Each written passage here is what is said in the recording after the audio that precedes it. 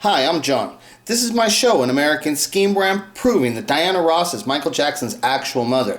So this is the page of a YouTuber named MJMedia09 Returns, okay? And he makes these videos and stuff, and for the people that are the dumb Michael Jackson fans, like before I came into the picture, you know, it's like, okay, whatever you're doing, it's typical YouTube garbage and shit, right? It's total junk. It's not real reporting and stuff. But this stuff doesn't really bother me until my story came out, and my story is just on a whole different level. I'm dealing with things on a much bigger picture, and I explain everything, and I'm not afraid of any challenge out there, right? So I'm just going to show you a couple little things real quick here from MJ Media. But I wanted to just say, instead of having me go and pick through your videos and debunk your videos and stuff, isn't it better for me to ask you to send a video to me of your choice? It's like I say that I can debunk any of your stuff. Any of your stuff that is fake, that's related to Michael Jackson having sex with women, if it's related to Michael Jackson having a love child out there, like if related to Michael Jackson actually being in an affair with Diana Ross, anything that's like that, send me your best video and I'll debunk that one specific. I give you the choice. If you think your stuff is quality, then send it to me and I'll debunk it. Let me analyze it. Like I offer to these people, it's like, oh, I'll send you a video. I would love to see you trying to debunk my work. I would love it, but you guys won't do it because you know what actually is that my work is true, and all you're going to do is end up giving attention to my true work, which invalidates your bogus work, and so it's just going to show that your work is junk. That's why they won't do it. But me, I don't mind bringing up these people's name and showing them, look at, I'll talk about your video, send me the best thing you've got. Like, why do I have to go through your videos and individually pick them? See, and it's like, then it looks like I'm being selective on what I'm trying to expose. So I'm offering, I'm saying, dude, send me your best video. Send me your best video. I'll go through it and I'll look at all of it. And I won't skip over anything. I'll deal with everything that's in there. Anything that's worth talking about, I'll talk about it. Send me your best work and I'll go ahead and I'll show you how I look at it. And I'll show you my facts that counter your work and stuff. So I just wanted to send that challenge out to MJMedia09 Returns. Send me your best video. Why do I have to go and pick through your stuff? Because like this video right here, this one came out in 2018. But I still think, I just saw recently, I looked at your page and you're making videos recently. You've been making videos in the last month. I think you've made a couple videos. So it's like, okay, well, you're still on the scene. And so maybe you've got some more better evidence and stuff. So like I'm saying, send me your best video. I ask you, you have a better knowledge of what's in all of your work. If you think that there's something that you have that's real evidence and it can't be debunked, send it to me, then challenge me. And then if I don't do it, then you can say, look at An American Scheme was afraid of me. He couldn't freaking deal with my evidence. I sent him a video and he freaking did nothing, you know? But so I sent you the challenge and I'm not afraid of anybody and shit, right? So I just want to show you this. Now, this thing is like I said, I'm not doing the best investigation. Now, I have the knowledge to debunk this, right? But I have to go find a certain piece of there's a certain clip that I need that I do believe I have it in one of my videos, but when I'm looking for it, I can't find it. But if I had to go find more and do more search and stuff, I would find it. But let me just show you. Okay, so he's saying here, and I want you to see this too, because he says here, no fake news. Okay, and see, you can see it's MJ Media. This is who it is. He says, no fake news. B. Howard, Michael's son, takes on the world.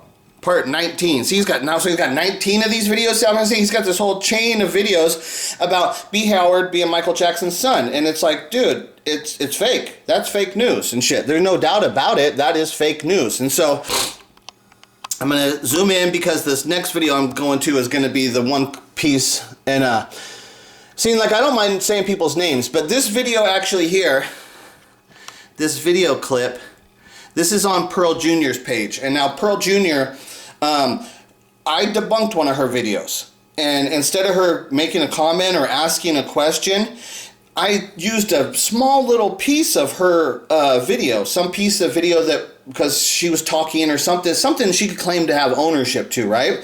So because I used a real small piece of her video, which is totally fair use, I'm totally allowed to do it for what I was doing, but somehow she was able to report me, and she put a strike on my page for doing that, for me doing that. So when I debunked her, she didn't come back and come back at me. She reported me to YouTube and had the video removed and put a strike on my page. Okay, so that's what I'm telling you. It's like, that's how disgusting these people are. They're not willing to stand up to having a proper challenge. It's like, okay, let's investigate, let's talk about that and shit. Okay, but no, she was not willing to talk about it. Once I debunked her solidly, she reported me and put a strike on my page and all that bullshit. Like, that's what, so this video actually is on Pearl Jr.'s page. Now, she doesn't own this video here. I'm not going to play it anyways. I'm not going to play any stuff. I'm just saying you, there's things that I have to deal with. It's like, okay, well, this is on Pearl Jr.'s page, so I have to be careful if I use it. I don't know what I might run into with her and shit, right? So, but there was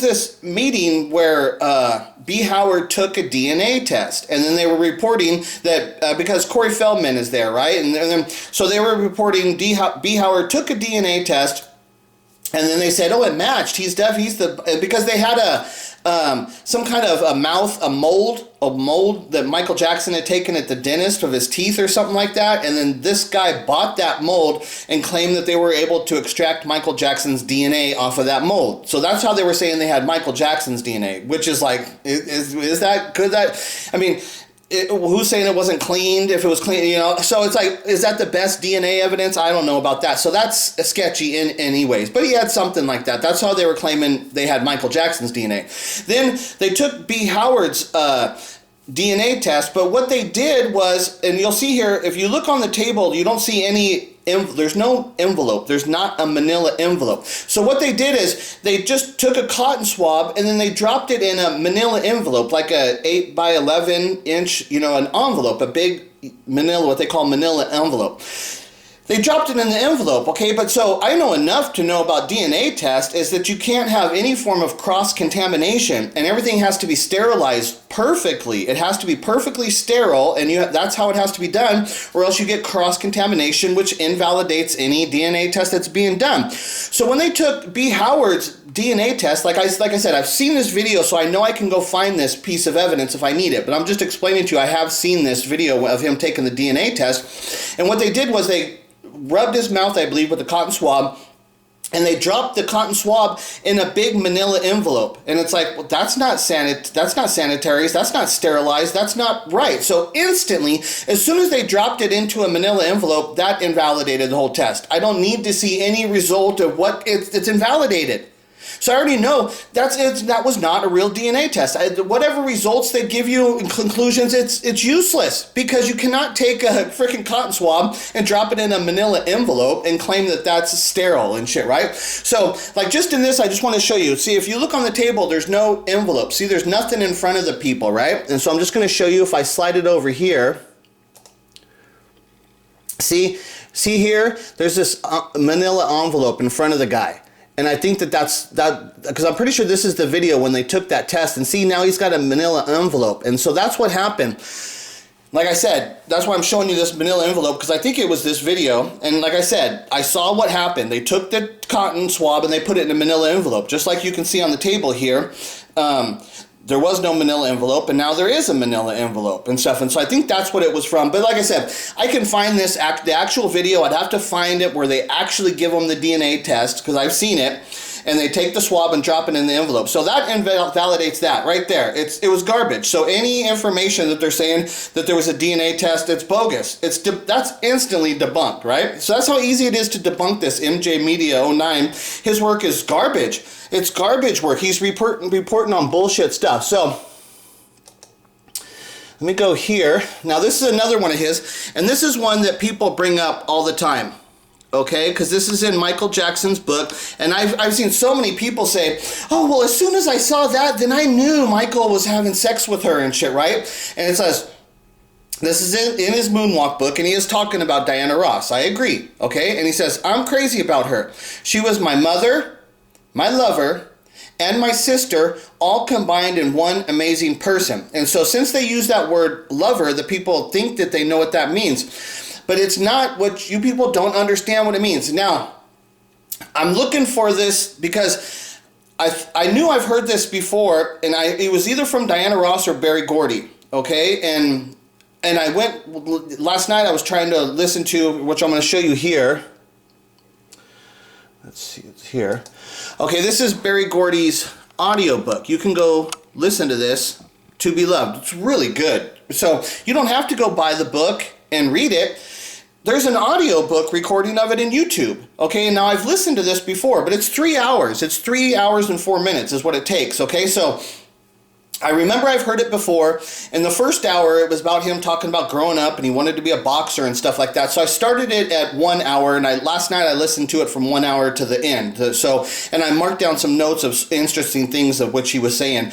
But even with the notes I marked down, there was so much other stuff that was just like, oh man, there's so much stuff there. But then there's also stuff, by listening to it, I could hear him saying things, and I was like, it needed to be clarified. He needed to be asked a question to clarify certain things, because I do have enough knowledge to know that some of the things he said was like, okay, you said that, but that's not the whole picture. It needed to be, enhanced with another question, a follow-up question, so we could get it. And that's one of the things, what I'm saying is like, Berry Gordy's alive, and when you hear this book, it's like he's got this amazing life story and stuff, and it's like, I want Berry Gordy to have an opportunity to answer the questions about, these people have so much knowledge and these personal experiences, stuff that's like way beyond anything I could ever do.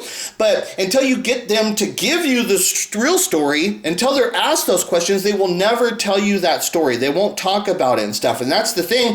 There's this huge other story that exists that nobody ever really talked about. And so in order to get the information, my story's got to come out. Then we can get Diana Ross's story. We can get Smokey Robinson's story. We can get Berry Gordy's story. They're all still alive. It's like, God, I tell the people, it's like, look at, if I'm wrong, it's going to be easily proven that I'm wrong by the people who would know more. They would be able to come back and be like, I'm saying, MJ Media, none of you people can do it. But if I am wrong, then those people will be able to do it. They'll be able to come at me with something that I can't debunk if I was wrong. But I don't think that was happening, because I know I'm right. So they're not going to be able to do that. So they're going to have to confess. So what if I'm wrong? If I'm wrong, is this the worst? And if I'm wrong and proven wrong, I'll come out gladly and say I was wrong. I can stop this now. You guys have answered it. You clarified it. If I was wrong, I'm just as happy being wrong as I am being right.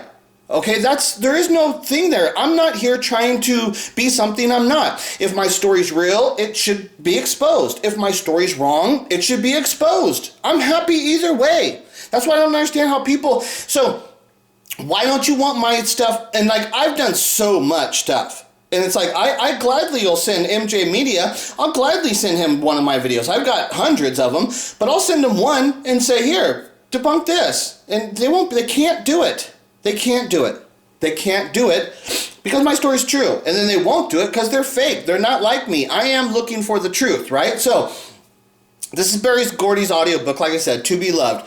And so he narrates it in the audiobook. It's Berry Gordy speaking himself, reading from his book. It's just awesome and shit, right? So, now, in this, I thought it was either in this book or in Diana Ross's book, I heard those words where they're saying these words, right? About, she was my mother, my lover, and my sister all combined, okay? So I've heard those words. It was either from Berry Gordy or it's from Diana Ross. She was speaking about Berry Gordy. She used those same words and stuff, the same type of wording like that.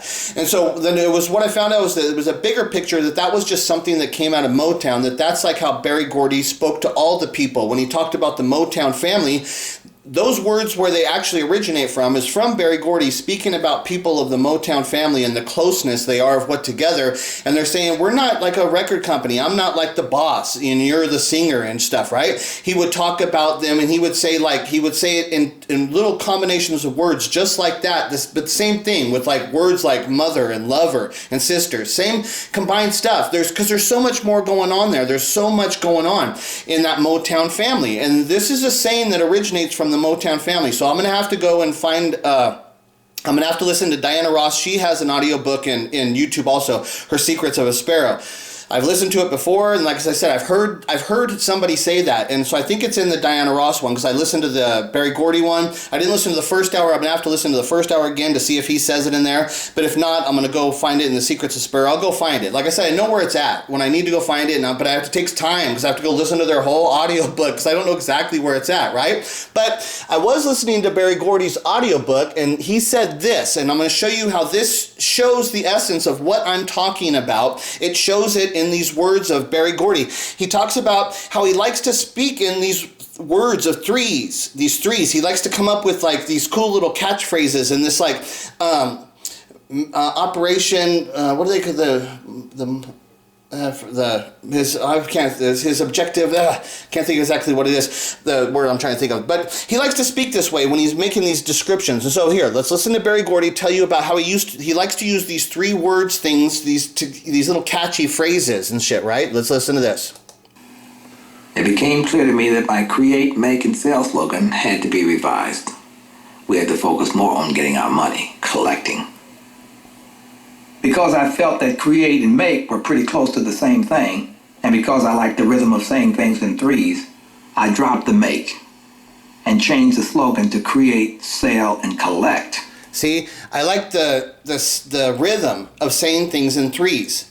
Okay, and so the create, make, and sell, or whatever he's saying there. So he says that's like he does it. He tells you this is the way it was, and then I changed it to this way because specifically I like this rhythm of saying things in threes. And then he says it. There's a bunch. He changes it more. He does it all the time.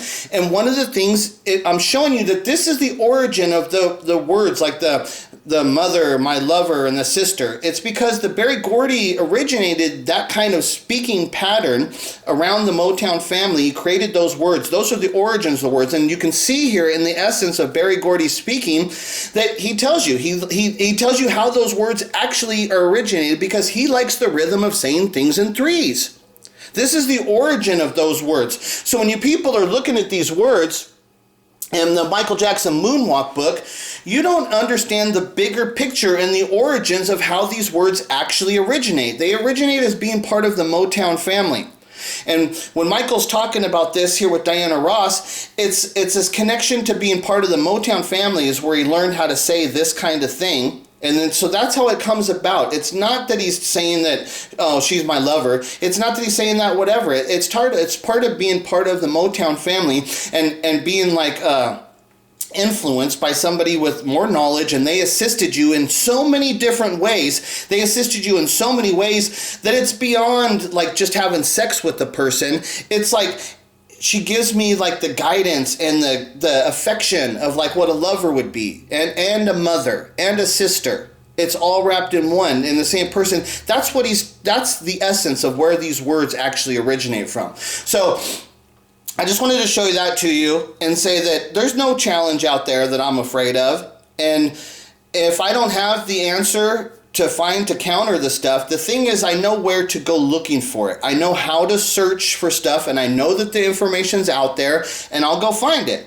If you put something up, a good challenge that I can't instantly debunk, like if I don't know right where to look, well then in my head I can hear what it is, I can hear the setup of it, I know the relationships with the people involved, and I know I'll be able, and I know once I go searching, because this is how it constantly happens, once I go searching for the information, I find the real stuff. I find much better information, much better evidence, much more quality explanations of the entire picture. Like I said, I'm not afraid of anybody. I welcome any challenge. I welcome MJMedia09 Returns. I welcome him to send me a video and ask me to deal with it. I have no problem doing that.